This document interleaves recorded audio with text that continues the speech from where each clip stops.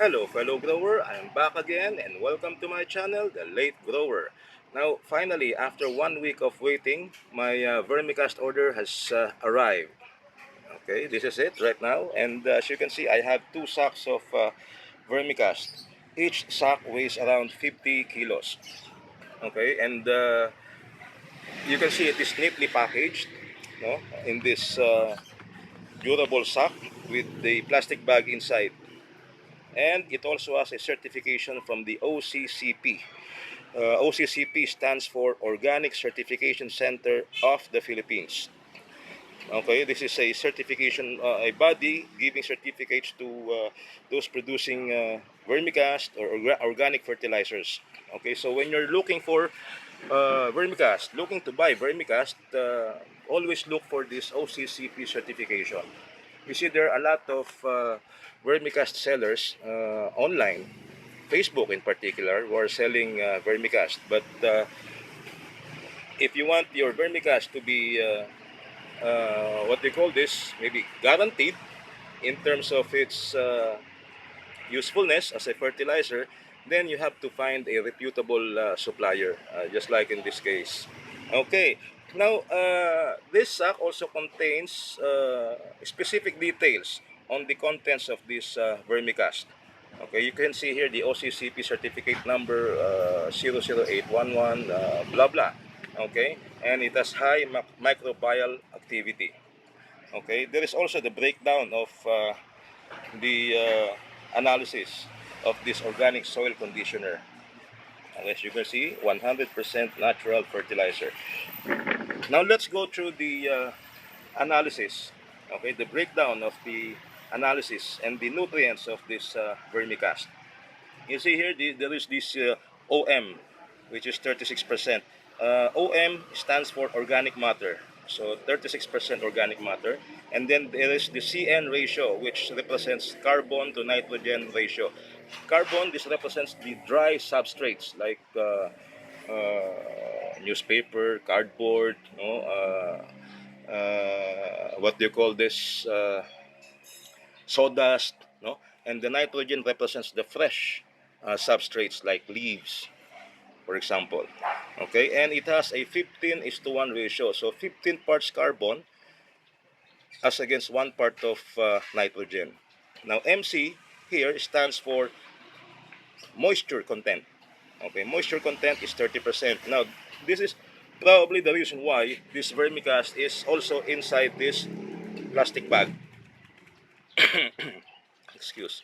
And that is to prevent the moisture from escaping. You see, you have to keep this vermicast moist. You have to keep it from drying. So, in safekeeping the vermicast, it is advised that you have to keep it in a shaded area. Do not expose it to sun because it will dry out. Okay, and probably while this sack is said to be weighing 50 kilos, maybe if it has been in warehouse for quite some time, it is no longer 50 kilos because the moisture content will slowly dry it up, okay, as it is exposed to heat. Okay, the pH, this is the pH level, and the pH level is 6.8. Now for plants in gardening, the ideal pH level is 5.5 to 7. No? So 6.8 is just about okay. It falls within the standards. Okay, as for the nutrients, N stands for nitrogen, and it has 1.89% nitrogen. While phosphorus, the P2O5 represents phosphorus, it has 2.49%, and the potash, the K20, is 1.4%. Okay, calcium is 5.9%. Now, I'm sure you're quite familiar already with the benefits of having the nitrogen, phosphorus, and potassium in your plants. But just in case, the nitrogen helps in your plant growth. Okay, the P2O5 or the potassium helps in the root development, while in the case of potash, it provides or assists in overall health of the plant. Now, calcium, the Ca, it has 5.9%. Calcium helps in building strong cell walls or healthy cell walls. Okay. Well, the Cu, what the Cu stands for? Cu stands for copper, and it has 95.46 ppm. Copper is needed for plant respiration and metabolism of carbo and protein. Okay, and then Mg stands for magnesium. It helps in the process of photosynthesis, while stands for manganese. Okay, it has 1,233 ppm, while Zn stands for zinc, which helps the plant produce chlorophyll, while Fe stands for iron, which is required by the plant uh, when it is or it is required by the plant by the plant to help in the process of chlorophyll. Okay, so this vermicast has all the specs that you need to determine the kind of nutrients that your plant will receive once you apply it to your garden. And this is what you need when you're buying vermicast. You have to be able to see or at least be given an idea on what kind of nutrients you are feeding your plants.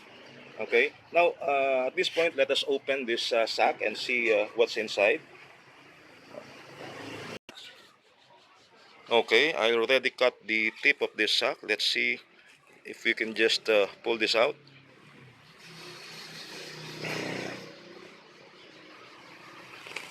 There. Just like opening a sack of rice or a sack of sugar. There you go. Here's what's inside the sack.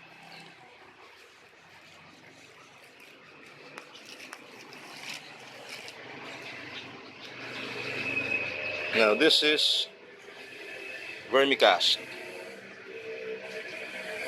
Okay, it is moist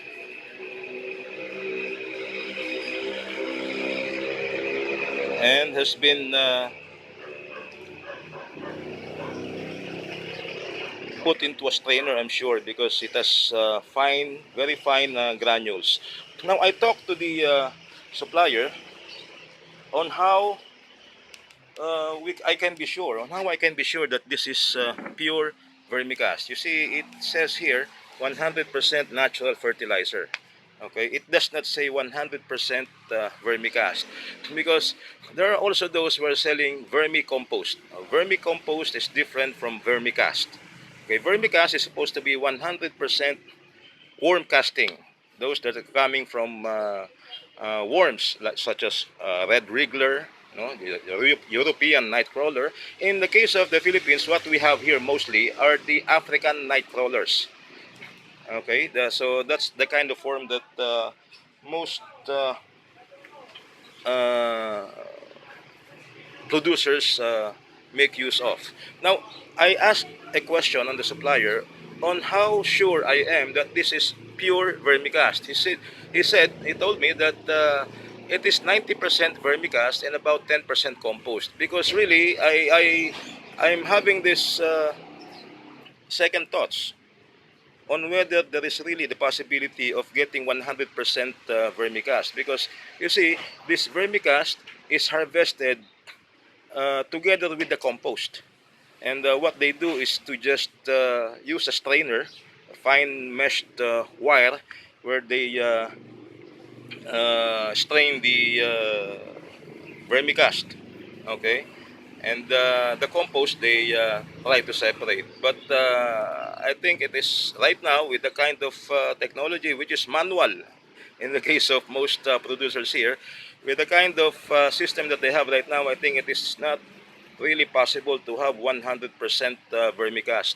So in the case of this supplier, the personnel or one staff told me that it is estimated to have 90% vermicast and 10% compost. Okay, so although they're saying it is already vermicast, and I think there is nothing wrong with that. Okay, so this video has taken quite long already. I just would like to share with you first and foremost, how to look for a credible supplier of vermicast. You see, uh, vermicast right now is getting popular in many growers, gardeners in particular. And if you buy vermicast per sack, it comes really cheaper as compared to buying it on a per kilo basis. You see, when there was this gathering, an expo, I bought several bags of vermicast, 2 kilos each, and each bag cost me 60 pesos. So that's 30 pesos per kilo. No? And in the case of this vermicast, which is in a sack, about 50 kilos, it is a lot cheaper.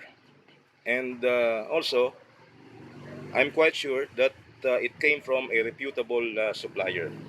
Okay, so in my next video, I will show you how to apply this vermicast uh, to our plants. So thank you so much for watching and hope to see you in my next videos. Bye-bye!